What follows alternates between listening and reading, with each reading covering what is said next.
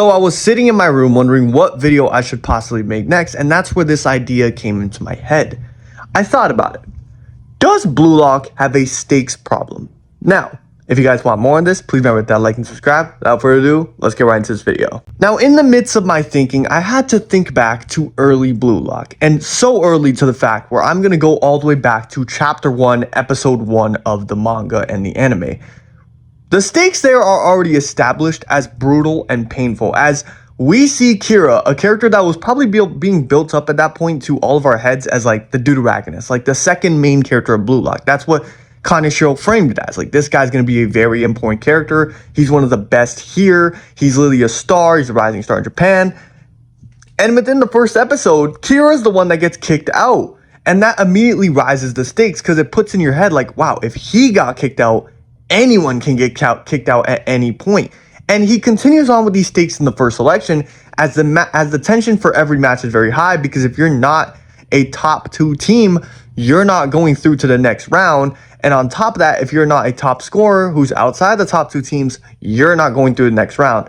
So it basically just put in our minds like, damn, we need to win every game here. If we lose a game, we're done. Like, we're finished. And so that's what made it very entertaining, where Team Z literally lost their first game.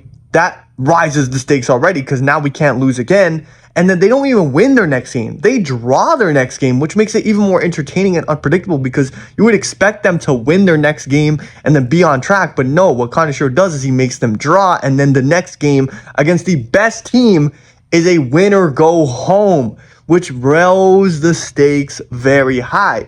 Now, I want to talk about what happens after this arc. After they inevitably beat Team V, we see a bunch of blue lockers leaving. Like, we see the painfulness of defeat in this manga. It's very brutal. You know, you lose, you're out. You win, you keep going. It's like a survival of the fittest thing. But a good thing to note here is that most of the people that were cut from this weren't even named characters. So it puts in your head, like, obviously, oh yeah, if you lose, you're out. This is what could happen to our main characters if they lose.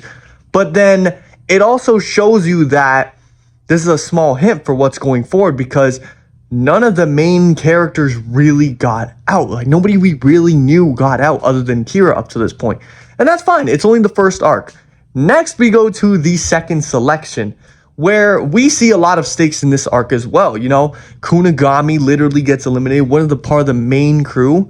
But he's also like the only person we see actually get eliminated, plus like probably half of like Team Z. Half of Team Z gets literally eliminated. Naruhaya gets eliminated. The stakes are very high in early bluelock. It shows you, again, it reinforces the fact, if you lose here, you're done. You're out. You're gone. There's no second chance for you. Even if you have a sad backstory like Naruhaya, you're done. And that's why the tension for this series was so high. It was like a battle royale. The stakes were very high all the time. It was just sick. But I feel like after this arc is where the stakes start going a little bit down, because yes, the stakes are the highest in the U20 arc, where if bluelock lose that game, they're going to be dissipated. They're done. It's over for them. And that's what culminates into the U20 arc having the best buildup in the entire series, and probably the best match of the entire series up till this point. Just, you know, the tension, the narratives, the drama, the backstory, everything that's going on in this arc is absolutely amazing, and the tension and stakes makes it even better and rises it to a new level, to what we've never seen before. But after this arc, bluelock pulls a move that, I'm not gonna lie, when I first read it, I was like, okay, cool. But in retrospect now, I'm thinking about how I think that this move kind of ruined a bit of stakes in the story, because if you look at it, Kunigami was a major character that got kicked out. He was the first major character that we actually really cared about that got kicked out of bluelock. And it was done in such a way where Kaneshiro was able to kick Kunigami out and also introduce a new threat like Shido, and it looked so effortless. It was a great way to introduce Shido into the story and make him a character that we already don't like, because he kicked out one of our favorites. But I think Kaneshiro reversing this in the NEL makes it worse. I really do think that the series stakes take a hit here for the first time because he brought Kunigami back. Now, you're probably wondering, Extendo, this is the only time Kaneshiro did this. How come this is bringing the stakes down? Because up till now, like I told you guys, there's been 3 characters that we actually, like, named characters that we actually give a shit about that got kicked out. And that is Kira in the first episode, and that is Naruhaya and Kunigami. one of those three characters is back, confirmed. He's back. There's a wild card. He's back. So already the stakes are like, wow, like, okay, you know, I thought this, it's kind of like a fake out. Like the series fools you into believing that it's that bold of a series that it'll kick out one of its main characters, but then it goes right back to it and then brings him back. So it's kind of like a fake out and feels kind of cheap. But either way, Kunigami comes back. We get into the NEL, where in this arc, the stakes are high as like a thing of like, oh yeah, if you don't make it in the top 23, you're done, you're out. And then in this arc, we see Nagi, Tokimitsu, some other named characters getting kicked out. But the thing is, again, Nagi is the only real big character in this arc that actually gets eliminated that we give a shit about. Can you guys tell me who gave a shit about Tokimitsu getting eliminated? I barely heard any talk about that. You know, like nobody really gave a shit that Tokimitsu was out. Even though he was like, what, top 3 in the second selection? Nobody cared that he got out. So at that point, his like, that tension of like, oh yeah, if you fail here, you're out. It's kind of nulled because you're only taking out people we don't give a shit about.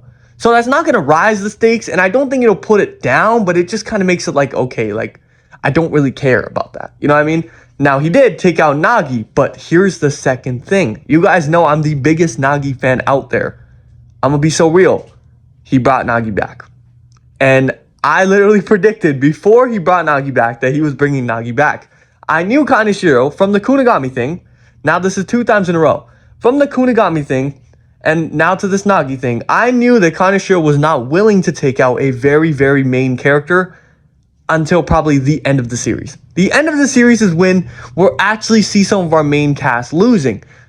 But the Kunigami incident is what really incited that thought in me. If that never happened, I would have never thought that there was a possibility that Nagi would be back, because the only time we've seen a big main character get defeated, he's out for good. But that's not the case. Kunigami came back, so why couldn't Nagi? And lo and behold, Nagi is back. And lo and behold, the monk and Kira, in the recent chapters it's been revealed, Kira might actually come back too. And I'm not gonna lie, this would be sick in concept and in theory. But if you look at it logically, this also hurts the stakes of the series, because it shows that the series has been lying to you. From the first episodes, it shows you that Kira getting kicked out wasn't a message to everyone like, oh, this sports anime is different. It's not like anything else. Like, you know what I'm saying? Like, the stakes are super high at all times. It just kind of shows you that this sports anime is going to reverse every single big character leaving and make them come back. That's what that kind of shows you. And I'm not going to lie, I wouldn't be too fond of Kira coming back. Now, I get it. I made a video about, oh, if Kira comes back, it's going to be sick, da-da-da-da. But if we're looking at it logically, retrospectively, if we're looking at it at a point of view like the stakes and tension of the series, I think this hurts the series, because we're now reverting the stuff that we did in the very first episode, which isn't a good sign. So yeah, now that I've explained that these main characters just feel protected now, in my opinion, I feel like these main characters, the main core set, they feel protected. They feel like they won't get eliminated, with the exceptions of a few like Chigiri, you know, with some stuff that could happen to them that ends up ending their career indirectly. But I don't think the same tension and stakes of bluelock directly eliminating some of these players is still there. Because at this point, bluelock already has its set team. Like, bluelock is too high to the point where a main character like Baro or Shido gets cut out and they're just never going to be heard about again. That's basically what it is. And I feel like it would have been a way more unique approach for Kaneshiro to take if he did stick to his original ideology of, you know what? We're going to be killing anybody. Anybody can die at any point. And that's what makes these games so decisive and so meaningful, because if we lose, your favorite character, as you know it, could be out. But he's obviously reverted that like 2 times now. And I'm not sure if he'll switch it up. But anyways, let me know what you guys think down below in the comments about this.